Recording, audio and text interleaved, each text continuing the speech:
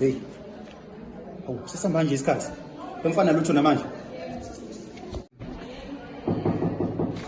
Ngena. Hawu, bandile ndodana. Sewufikile.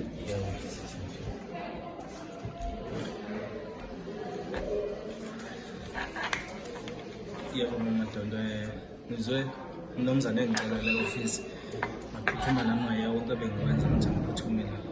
Cha. Wenze kahle mfana wami ngibonga ukuthi ungihloniphile. Unodaba engifisa selithini la. Noma lubucayi inyana nje. Mfana wami. NguMadondo mina sibonga uyakwazi ngithi. Yebo mzansi.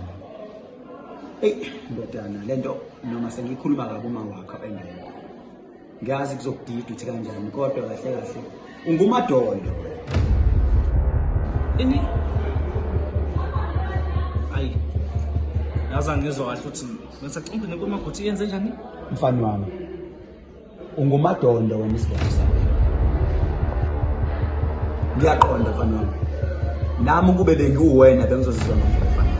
Kodwa lokho akushintshi. Ngiyakuzala. Uma wakho wenze yonke. Hey, Madondo. Anginawo baba. Anginababa. Awusoze sonke lesikhathi sibenihlupheka ngifuna ukuthi ukukhona. Mfana wami.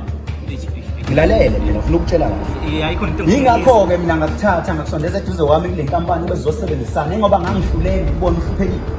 Uma mama wakho angidonsa ngendlela wathi nje manje ngiyakuveza lokho. Bebe ngumoshile umshado wakhe. Ayikho into ebengayenza. Sakuyisikhathi manje ukuthi uphuma amaqiniso.